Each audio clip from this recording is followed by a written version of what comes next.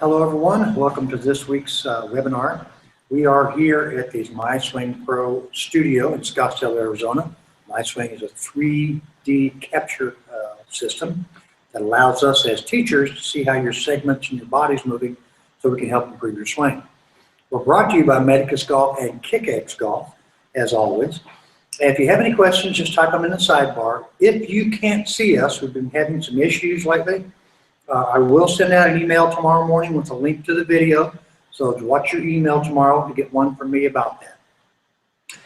It's sunny, 80 degrees here. Hopefully you're not snowed under where you are. But this week we're going to talk about power sources in golf. And we're going to go a little bit more than that. We're going to actually give you percentages for what creates velocity in a golf swing as well. So let's talk about power sources first. So if you're a right-hand player, the bending and straightening of your right arm creates power. So if I set up to this ball and I bend and I straighten, I strike the ball pretty solidly. If this arm didn't bend, right, and I just went like this, I can still hit the ball, but not with a lot of power. The second power source would be the cocking and uncocking of this wrist, right? Because that's adding a second lever in here. So if I just cock and uncock this wrist, I'm going to chop down the ball pretty firmly. The third power source would be your hands moving in a rotational manner, turning in the backswing and rolling in the foreswing. So if I did nothing else but turn and roll, you'll see that that propels the ball forward. The fourth thing is the angle between your target side arm and your chest. That's lots of angle, but no angle. So again, if I take this up and don't cock my wrist, but have an angle with my chest, and then I lose that angle, again, it's going to strike the golf ball. So those are your four power sources as far as your body, these pieces are concerned. The other one, I'm going to give you the ratios for men and women, and these are with the driver. So in men, the legs contribute 21% to the velocity of the swing. In women, it's 26%. For men, the core, so this is all your midsection here, gives you 10% velocity, and it's the same for women. Your shoulders, how they work, for men and women both, contribute 12%. The biggest contributor to velocity is your wrist. They're uncocking and they're rolling. So if I just hit a shot like this with the largest power source I have, let's say a chip, it's not going to go very far. It's not going to have a lot of power to it. But if I did that same motion and I cocked the wrist and then uncocked it down while I rolled it, you're going to hear it come out a little bit hotter. All right, so again, you have bending and straightening of your trail arm, cocking and uncocking of your lead wrist, the turning and rolling of both hands, forearms, and the angle between the left arm and chest, the zero angle, maxed angle, okay? Then we've got the legs providing 21% for guys, remember, 26 for women. The core which is pelvis and up through your rib cage, is presenting 10%. Your shoulders are contributing 12, and then your wrists alone, which is this motion, the uncocking, and this motion, the rolling, contribute 56%. So if you use all of that in combination, and you use it in the right sequence, you're going to see that your swing and your golf ball is more compressed, what they call compressed, and you're going to see more club head velocity, which if you hit it in the middle of the sweet spot, is going to give you more distance. So I see we have a number of questions, so let me take a look at these. All right, so our first question today is from Air. How does extensor action give more power? Okay, Air, so I'll explain to this for people who don't know. Extensor action is exclusively the area of trying to maintain the length of your left arm or your lead arm. So extend your action is simply trying to keep your trail arm pushed away from you. Now you see lots of players that have a bent left arm or soft left arm.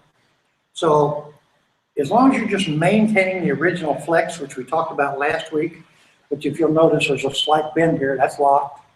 Okay, this is hyperextended and that isn't. So that would be this would be a straight left arm, hyperextended left arm. If you go into hyperextension, it's actually not going to give you more power, it's going to give you less power. All right, now let's see our next question. And this question is from John. I've been told that the cocking of the wrist in a golf swing should be with the thumbs straight up and down with no side bend in the wrist. Is this true? All right, so I'll stand right here so the camera can see it just a little bit more. So this is cocking, uncocking. This is bending, arching.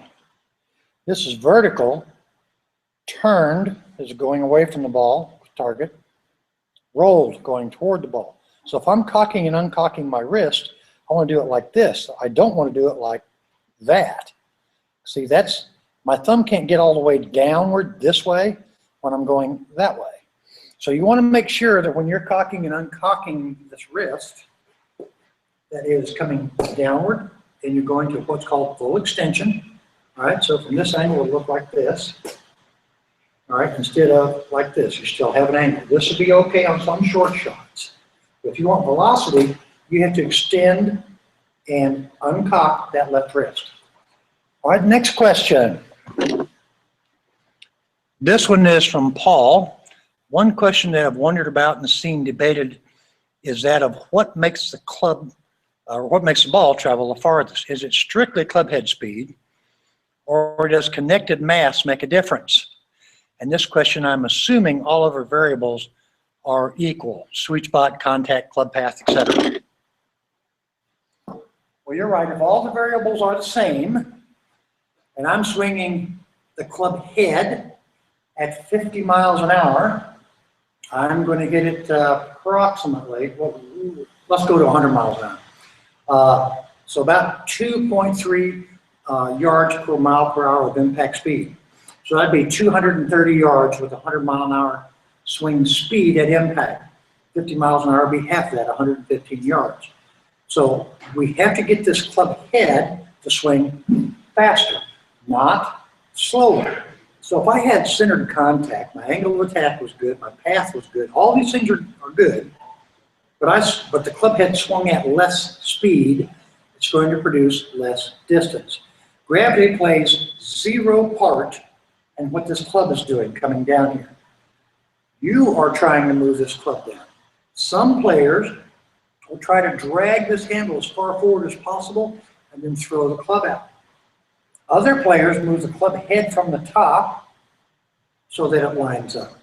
And this is actually okay to do as long as you are moving your pressure left, if you are towards target. If you do this and leave your pressure on your back foot, all you're going to wind up doing is hitting the ground behind the golf ball. All right, so to answer your question, club head speed, all other things being equal, are what's going to give you more velocity and more speed. All right, next question.